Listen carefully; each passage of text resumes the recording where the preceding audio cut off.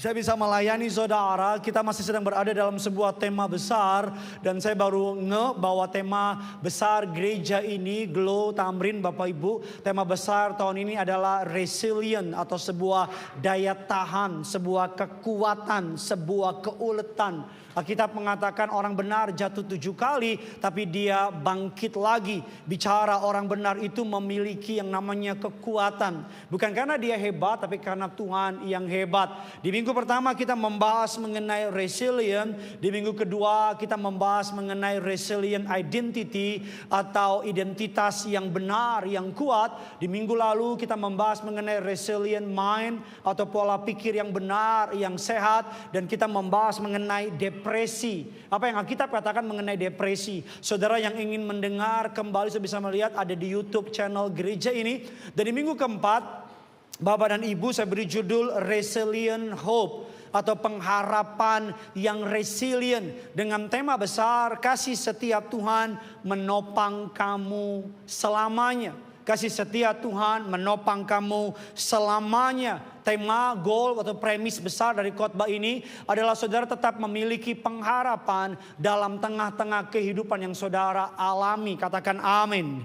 Saya buka dengan sebuah kutipan yang sudah pasti pernah dengar. Where there is life, there is hope. Di mana ada kehidupan, maka di sana ada pengharapan. Di mana ada kehidupan, maka di sana ada pengharapan. Coba lihat kiri kanan saudara, bilang kamu masih hidup.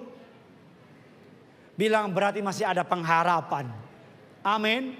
Walaupun muka saudara kayak orang mau mati misalnya gitu saudara. Tapi selama kita masih hidup, kita ada pengharapan. Kalimat selanjutnya yang menurut saya lebih tepat walaupun cuma ditukar urutannya. Dikatakan Bapak Ibu bahwa there is hope, there is life. Di mana ada pengharapan, maka di situ ada kehidupan. Manusia bisa bertahan beberapa waktu tanpa makan, tanpa minum, tanpa bernafas. Tapi manusia tidak pernah bisa bertahan bahkan even 1 second, sedetik pun tanpa pengharapan. Doa saya saudara seburuk apapun, seberat apapun, saudara dimampukan Tuhan untuk tetap berharap. Katakan amin. Nah, pengharapan seringkali lahir dari momen yang tidak menyenangkan. Pengharapan seringkali lahir dari momen-momen gelap. Pengharapan seringkali lahir dari keadaan yang tidak menyenangkan. Saya sudah lama jadi pendeta dan saya menemukan sebuah pola atau pattern yang sama. Yang pola ini tidak mengistimewakan siapapun orang di muka bumi. Para pahlawan iman, giant killer pasti melewati pola ini. Nama polanya adalah proses. Proses. Ada satu pola dalam hidup orang percaya. Allah selalu setiap orang, setiap Tuhan mau pakai orang, Tuhan pasti memproses orang itu. Mari kita buka Mazmur 55 ayat yang ke-23. Mazmur 55 ayat yang ke-23. Bilang kiri kanan saudara, khotbah ini akan mengubah hidupmu. Bilang sama yang baru ngomong, bilang saudara. Mazmur 55 ayat yang ke-23 kita baca 3, 2, ya serahkanlah. Maka ia akan apa? Siapa di sini yang punya kekhawatiran boleh jujur angkat tangan. Oh, kalau tidak ada kita pulang saja saudara. Alkitab bilang serahkanlah khawatirmu kepada Tuhan. Maka ia akan menopang engkau. Kata menopang dalam bahasa Ibrani menggunakan kata kal. Yang artinya menyokong, memelihara agar tidak menjadi runtuh. Jadi Bapak dan Ibu jemaat yang dikasihi oleh Tuhan. Bahwa pengharapan kita bukan berdasarkan seberapa hebat kita berharap. Pengharapan kita bukan berdasarkan seberapa mampu kita berharap. Tapi pengharapan kita ditentukan kepada siapa kita berharap. Amin. Karena pengharapanmu boleh besar tapi salah alamat salah juga. Pengharapanmu boleh hebat tapi dialamatkan kepada harta, jabatan, posisi, keuangan salah juga. Beberapa waktu yang lalu Bapak Ibu lemari di rumah saya itu dia punya gantungan patah. Memang saudara nggak nanya, tapi saya kasih tahu. Itu patah Bapak Ibu. Karena pakaian saya terbuat dari emas dan berlian. Lu bisa biasa aja nggak? Jadi ketika saya gantung, saya punya jas itu patah, berat. Saya langsung telepon tukang saya dari UK. Hutan kayu.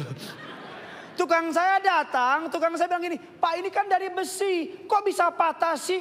Apakah karena berat gantungannya? Dibilang bukan soal gantungannya Pak. Tetapi walaupun ini besi, tapi yang ngunci kiri kanan itu plastik. Maksud saya begini loh, bukan soal seberapa berat bebanmu. Tapi soal kamu gantungin kemana. Karena kalau kamu gantungin sama Tuhan, mau seberat apapun Tuhan lebih dari sanggup untuk tolong saudara.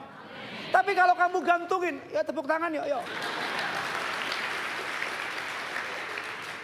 Saya tahu sama jemaat kadang suka bingung saudara. Gue berharap tepuk tangan, lo enggak. Gue gak berharap lo tepuk tangan. Hubungan kita tuh love-hate relationship gitu saudara. Bapak Ibu kemarin saya berapa waktu lalu pergi ke tanah perjanjian. Nggak nanya, saya kasih tahu lagi saudara. Yang ke-8 kali. Kita kalau ngomong Israel sama orang yang belum pernah ke Israel, itu akan beda kedalaman. Bisa ngerti nggak?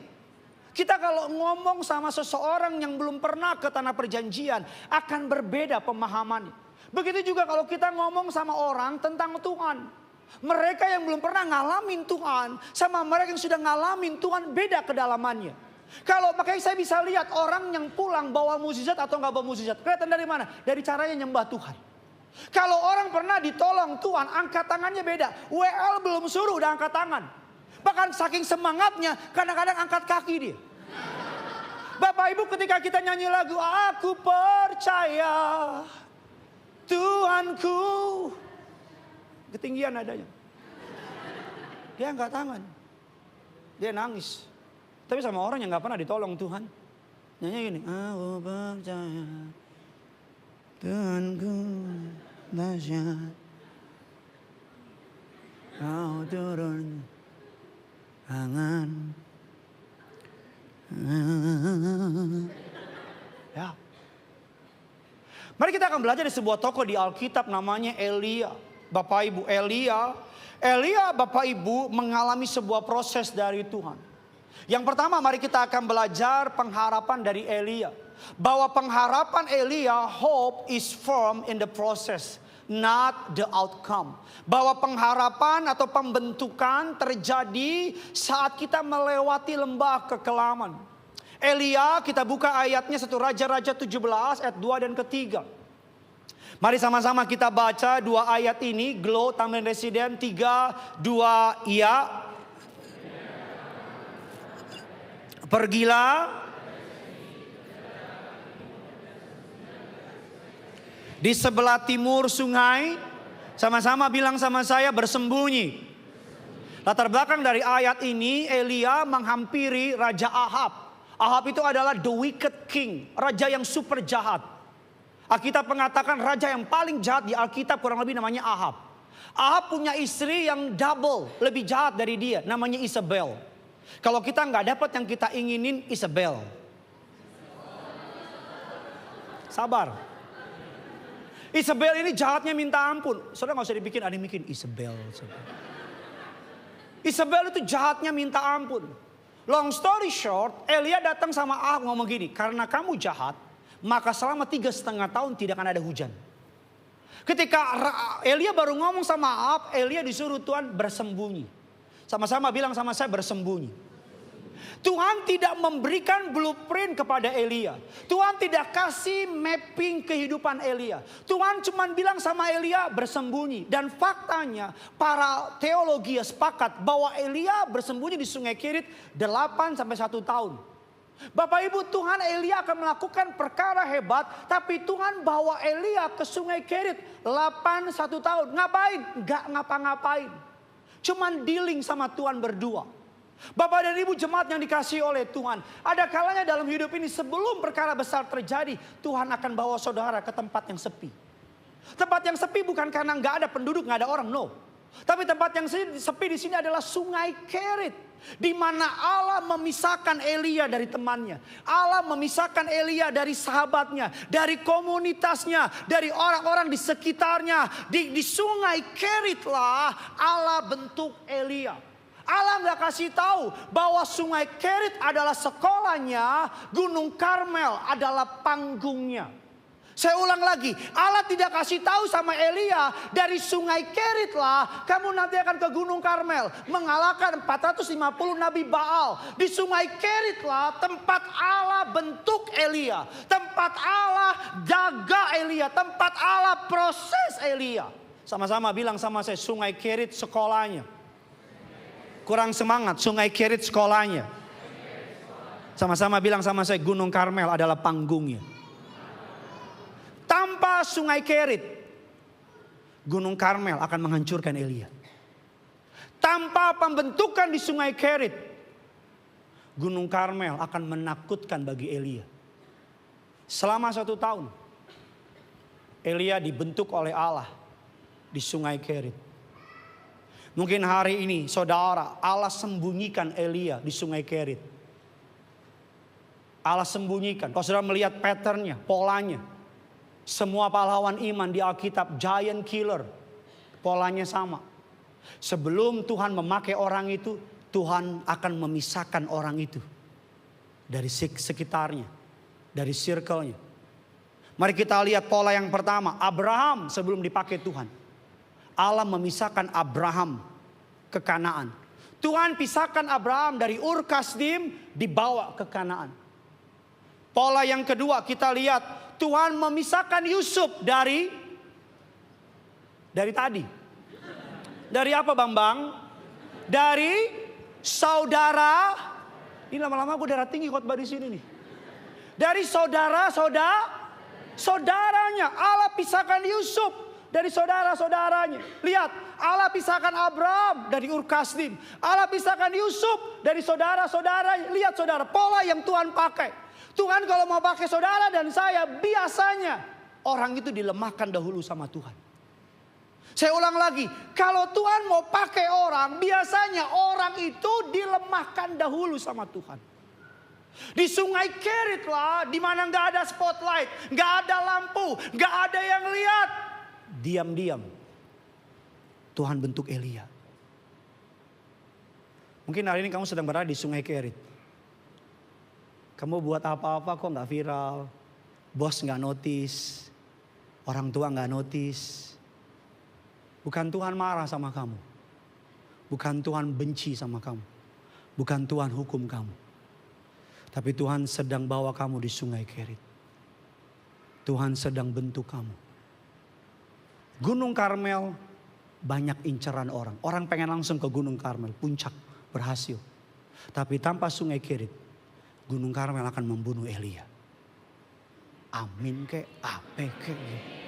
Lama-lama gue ke sungai Kerit juga di saudara. Amin.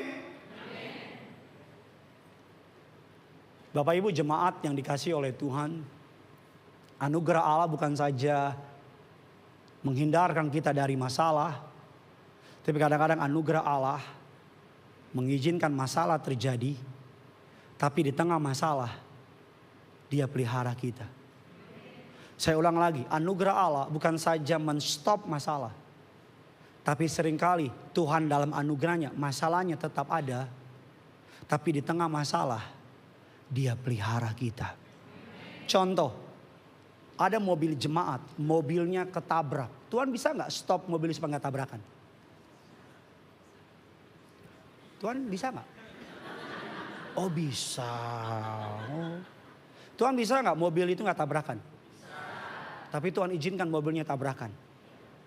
Fotonya orang bilang mati yang di dalam. Abis nih. Tapi di tengah tabrakan Tuhan lindungin. Ketika orang itu keluar dari tabrakan, orang bilang pasti mati. Nggak luka sedikit pun. Cuman ada sedikit luka di sini. Dia bilang sama saya, Bang ini mah tato dari Tuhan. Ada seorang pendeta senior, mobilnya lagi jalan pelayanan, karburatornya meledak, pecah. Bisa nggak Tuhan bikin karburator nggak pecah? Tapi Tuhan izinkan karburator tetap pecah. Ketika mobilnya mogok, berhenti dekat dengan yang namanya bengkel. Ketika dia bawa mobilnya dengan marah-marah, waduh gila nih begini mau pelayanan kok karburator bocor. Ternyata yang punya bengkel jemaat, anak Tuhan. Dan anak Tuhan itu bilang gini, Pak Pendeta boleh masuk ke ruangan saya nggak? Masuk ke ruangan saya, pendeta itu masuk langsung nangis ownernya. Kenapa nangis?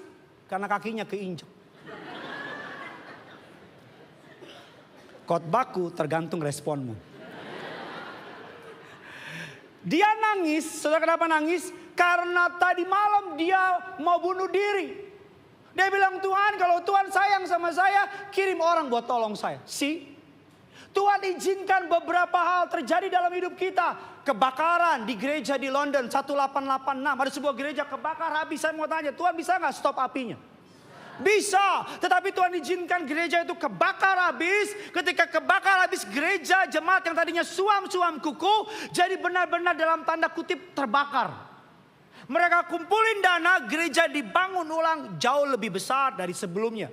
Dan jemaat lebih aktif. Maksud saya begini, ada kalanya Tuhan stop masalahnya.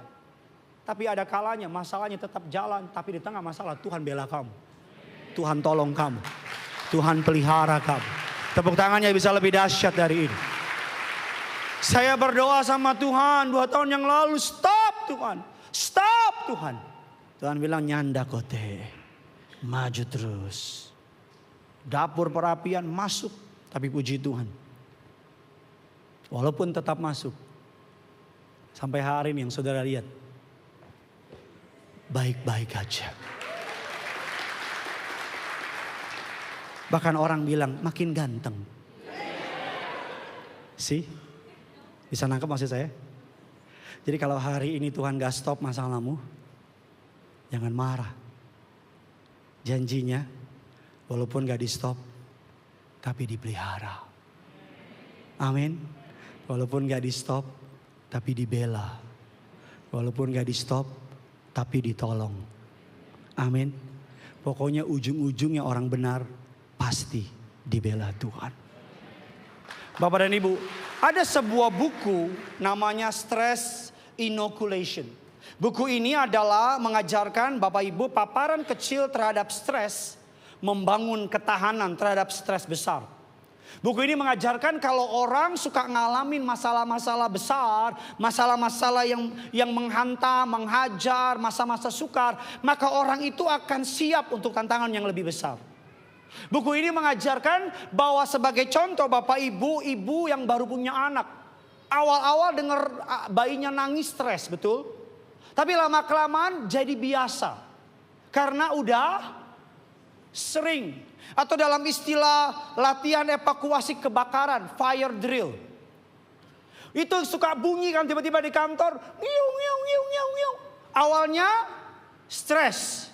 Tapi ketika sering lama-lama ketika kebakaran beneran stres apa enggak? Tetap stres sih. Tapi lebih tenang.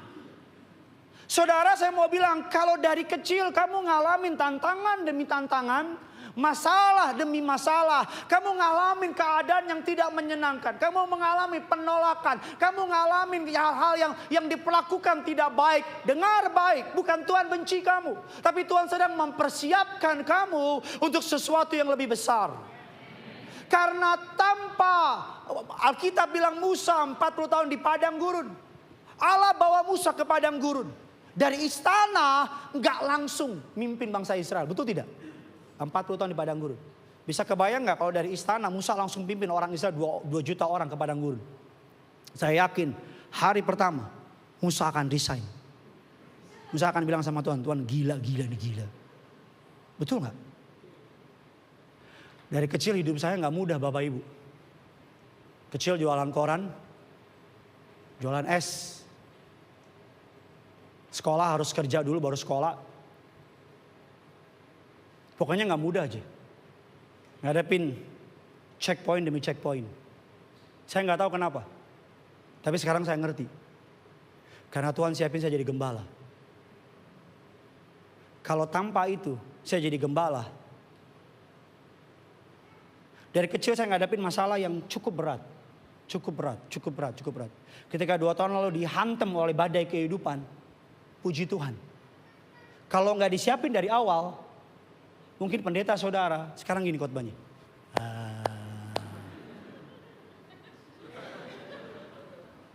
Gila. Sungai Kerit, tempat Tuhan bentuk Elia. Gunung Karmel, tempat Tuhan promosikan Elia. Tanpa Sungai Kerit, Gunung Karmel akan memakan Elia. Gunung Karmel penting, Sungai Kerit jauh lebih penting. Banyak dari kita kalau ngadapin masalah pengen buru-buru selesai. Betul tidak? Pengen buru-buru apa? Selesai. Padahal justru di tengah masalah kita ngalamin Tuhan. Kita kenal kadang-kadang tempat yang paling menyakitkan dipakai Tuhan untuk menjadi tempat di mana kita berjumpa dengan Tuhan. Tuhan buat Elia sendirian setahun. Elia nggak ada temannya. Support sistemnya hilang, saudaranya hilang, semua ketergantungannya sama manusia hilang. Akan ada dalam musim orang percaya. Tuhan pisahin kamu. Kalau belum ada, pasti. Nantikan di bioskop-bioskop kesayangan Anda. Beneran saya, beneran. Kalau kamu mau sungguh-sungguh ikut Tuhan, kamu akan ngalamin momen itu. Kayaknya itu Tuhan tuh singkirin semua. Itu bukan penghukuman. Itu bukan Tuhan marah. Itu kabar baik. Tuhan lagi siapin kamu untuk perkara besar. Kamu yang sedang di Sungai Kerit jangan sedih. Percayalah, Sungai Kerit dipakai Tuhan untuk buat kamu siap masuk Gunung Karmel. Tanpa Sungai Kerit, Elia akan ketemu sama 450 Nabi Baal. Gak siap, betul tidak? Kalau saudara baca Alkitab, Elia bilang sama 450 Nabi Baal, bilang begini. Ayo kita cek, Tuhan mana yang benar? Kalau Baal yang benar kita sembah dia. Kalau Tuhan Israel yang benar kita sembah Tuhan Israel. Dia bilang sama Nabi Baal, bilang gini. Yuk kamu duluan minta sama Tuhan. Pede banget Elia. Alkitab bilang Nabi Baal menoreh-noreh tangannya. Nangis-nangis Elia ngomong gini sama Nabi Baal. Teriak lebih kencang lagi. Mungkin saja dia sedang tertidur. Bisa-bisanya Nabi julid. Nabinya julid loh. Bisa-bisa ayo teriak lebih kencang lagi. Siapa tahu lagi sibuk. Ketika giliran Elia bilang apa sama Nabi Baal? Taruh air lagi. Penuhin. Tambahin lagi. Tambahin lagi. Kalau nggak ada Sungai Kerit, Elia di Gunung Karmel akan bilang sama 450 Nabi Baal, bos boleh gabung nggak? Jadi 451 Nabi. Enggak. Kamu yang dari kecil hidupmu susah, kamu yang dari kecil ngalapin tantangan, obstacle demi obstacle, chin up, senyum, get ready. Ada maksud dari semua yang kamu alami. Amin. Sama-sama bilang sama saya ada maksud. Sama-sama bilang sama saya maksudnya pasti baik. Kita berikan tepuk tangan dulu yang dahsyat. Yang kedua, mari kita lihat Bapak Ibu, pengharapan, hope is purified in separation. Bahwa pengharapan dibentuk dari pemisahan. Sungai Kerit bukan lokasi glamor. Tuhan gak minta Sungai Yordan.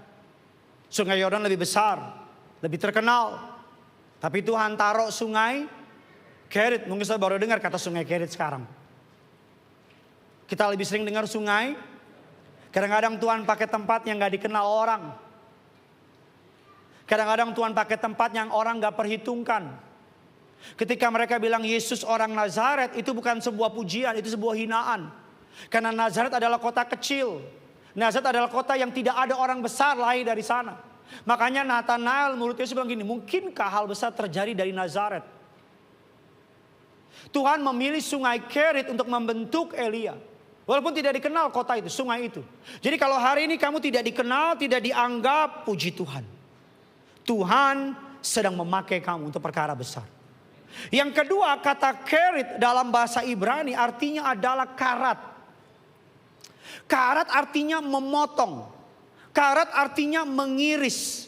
Karat artinya memisahkan. Karat artinya memutuskan satu bagian.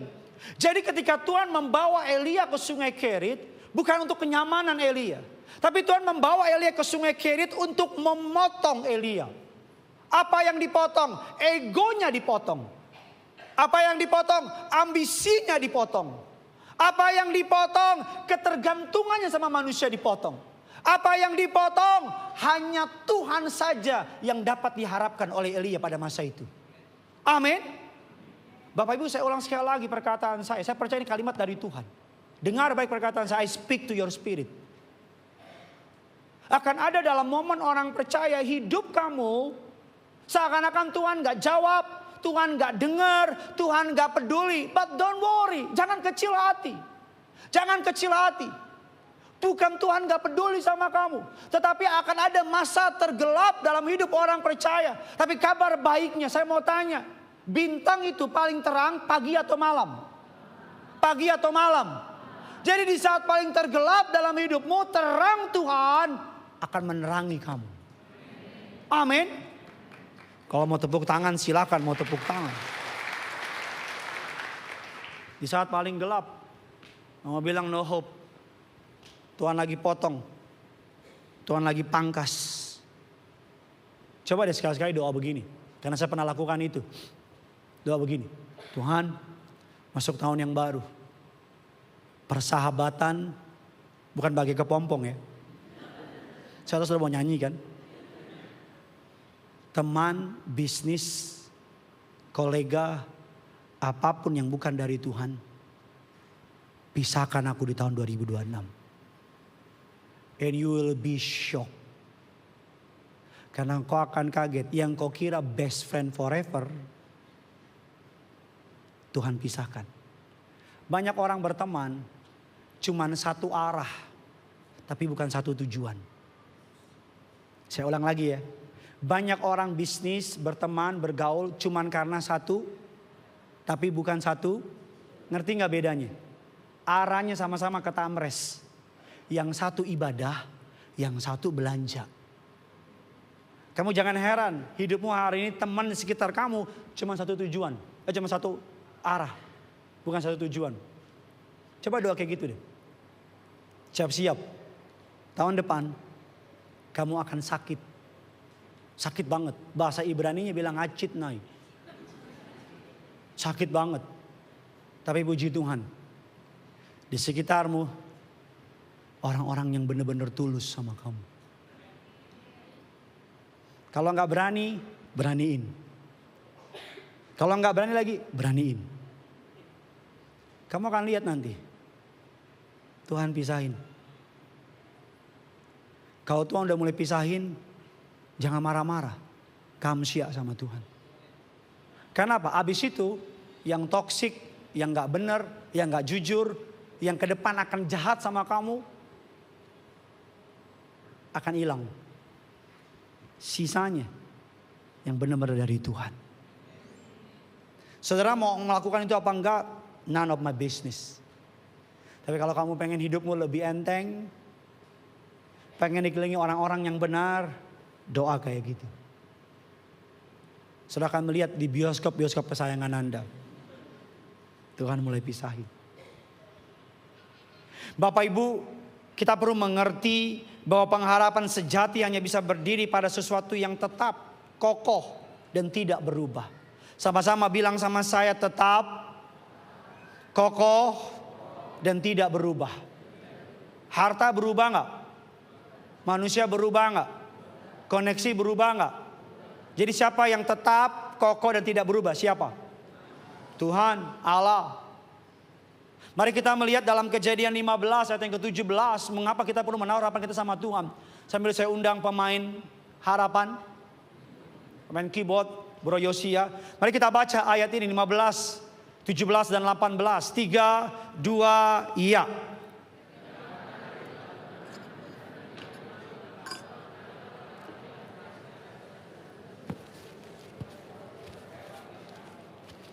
Ayatnya yang ke-18 kita baca.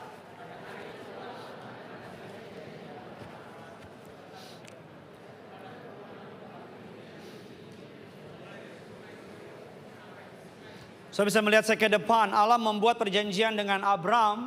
Perjanjiannya Allah memakai cara pada masa itu.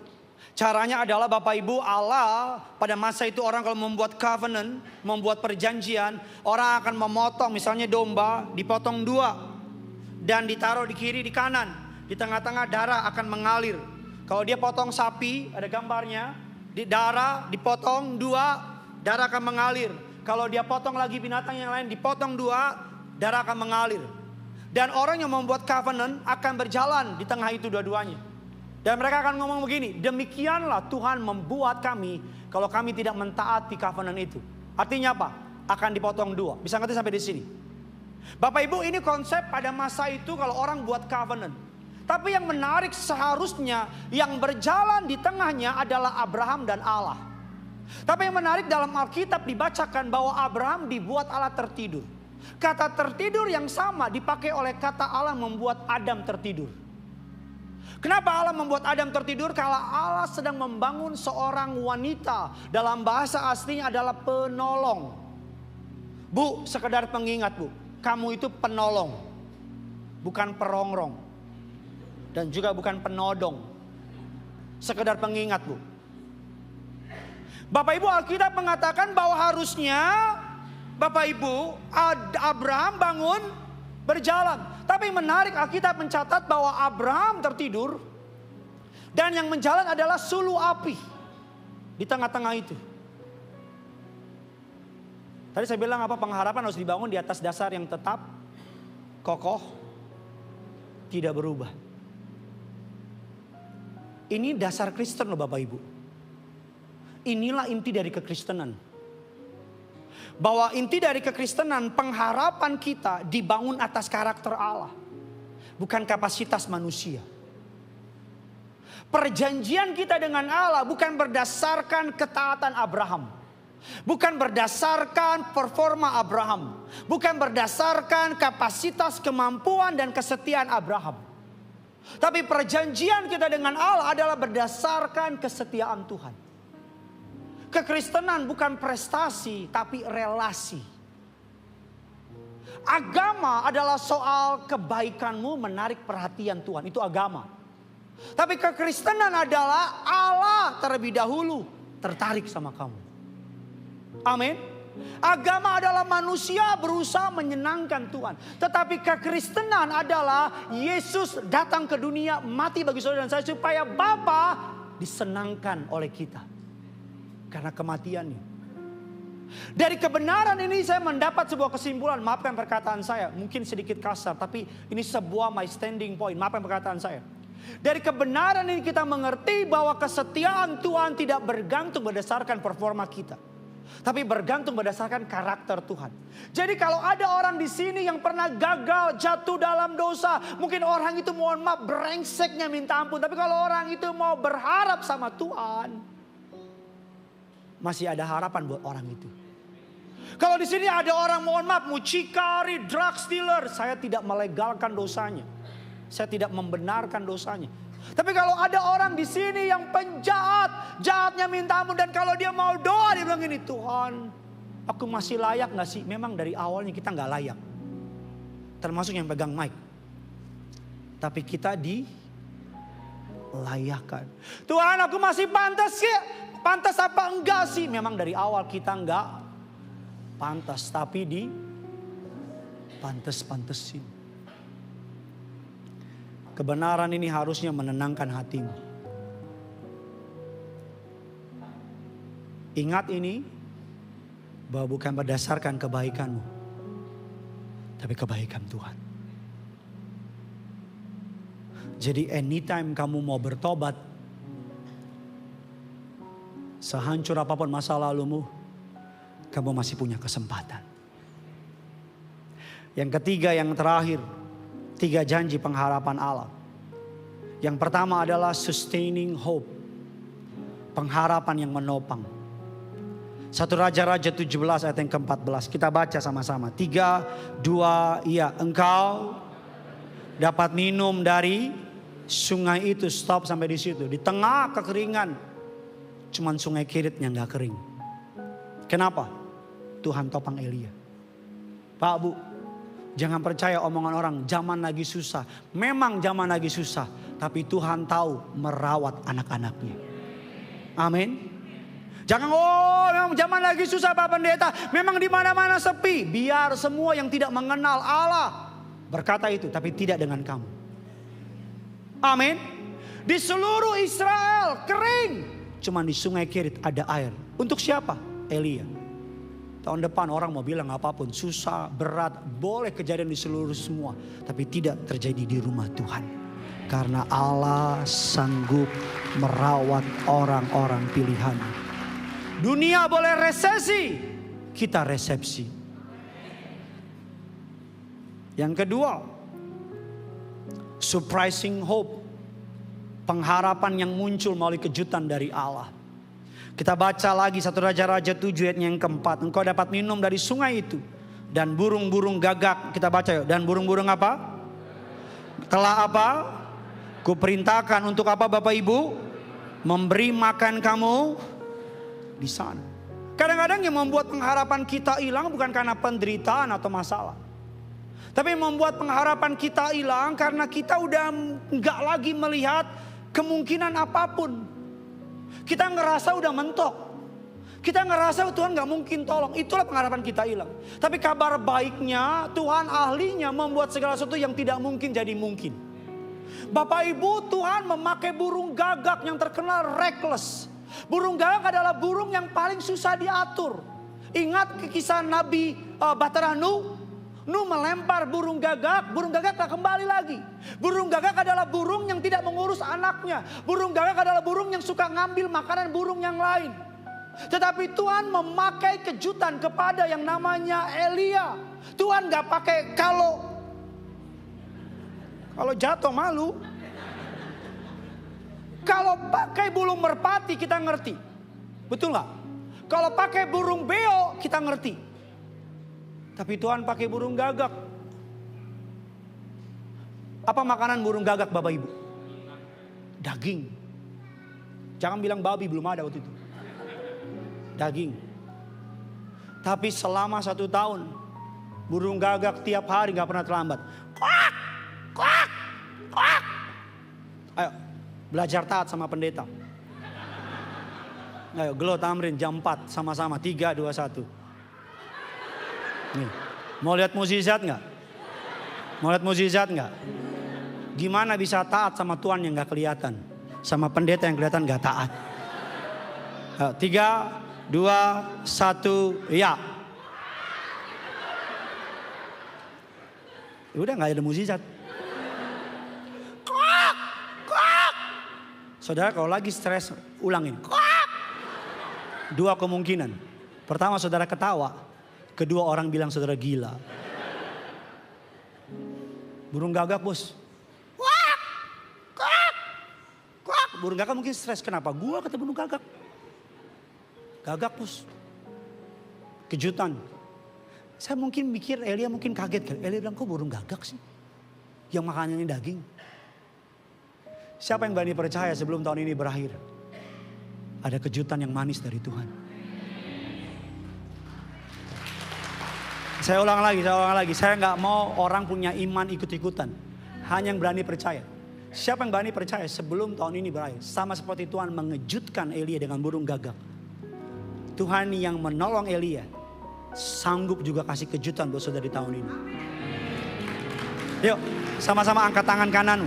Sama-sama ikuti saya dalam nama Bapa, Putra, dan Roh Kudus. Dalam nama Tuhan Yesus, aku beriman, aku percaya. Sebelum tahun ini berakhir, ada kejutan yang manis pasti terjadi dalam hidupku. Dalam nama Yesus, aku percaya. Katakan, berikan kemuliaan, tepuk tangan. Giliran berkat aja lo ikutin. Koak-koak gak mau lo. Emang mau enaknya doang lo. Yang ketiga, yang terakhir, protecting hope. Janji Tuhan. Mari kita baca 1 Raja-Raja 18 ayat yang ke-10. Kita baca 3, 2, ya.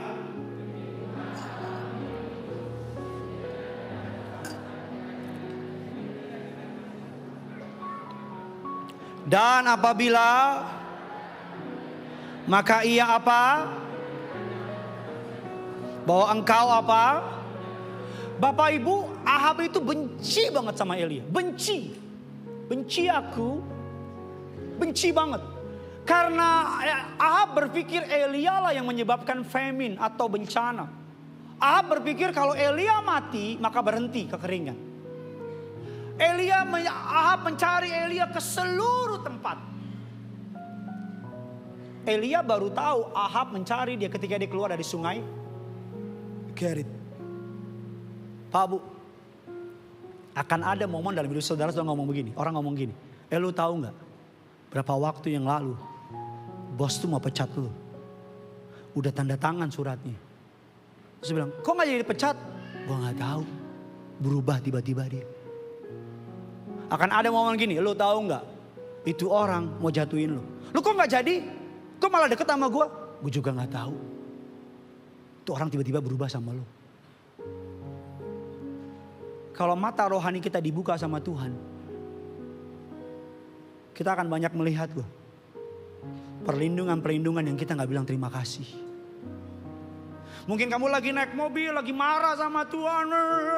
Ada truk mau nabrak kamu. Tuhan bilang sama malaikat, stop truk itu. Malaikat mungkin bilang, Tuhan ini orang ngeluh mulu. Stop truk itu. Tapi ini ngeluh. Stop atau lo yang gue stop. Mungkin kamu lagi jalan, orang senggol kamu marah. Mata lo di mana? Padahal Tuhan suruh orang itu senggol. Karena ada lubang.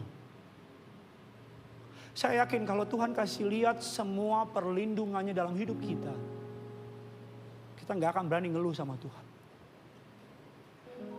Kamu makan, saya pernah makan, bapak ibu teman saya makan, ketika digigit gini, yang keluar paku payung. Kayak debus. Paku payung, benar-benar bukan 1, 3.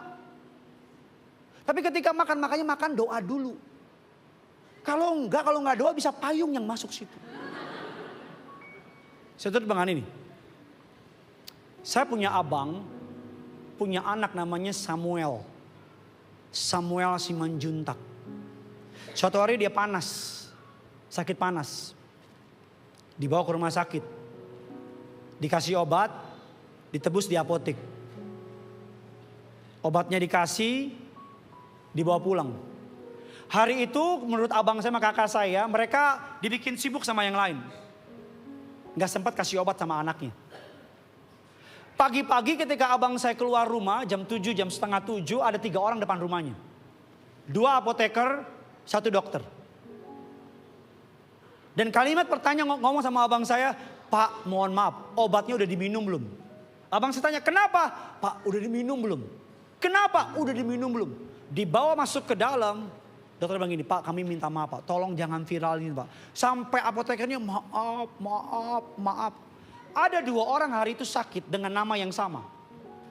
Yang satu Samuel S. Simanjuntak. Yang satu Samuel S. Saya nggak tahu Simorangkir atau apa.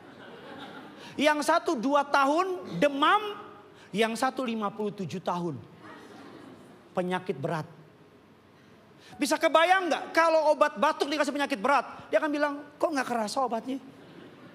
Kalau yang ponakan saya demam dikasih obat berat, sembuh. Langsung ketemu Bapak di surga. Ketuker. Wah abang saya marah banget. Abang saya bilang, abang saya nanya saya, Dek boleh tuntut nggak? Saya bilang jangan. Kenapa? Adik lo pendeta.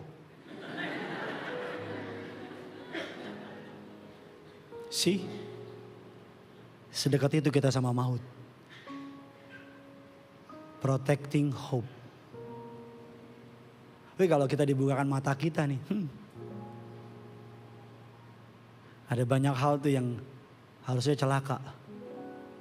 Tapi Tuhan lindungin. Sebelnya gini lagi. Kita lagi ngomel. Tapi Tuhan tetap sabar. Iya marah kan? Iya. Sebel kan? Iya. Kadang-kadang Tuhan tutup pintu bukan karena Tuhan benci. Karena ada yang jahat di balik pintu itu. Jadilah kuat, jadilah beriman. Percaya bahwa dia Tuhan melindungi saudara. Pengharapanmu dalam Tuhan tidak akan pernah mengecewakan.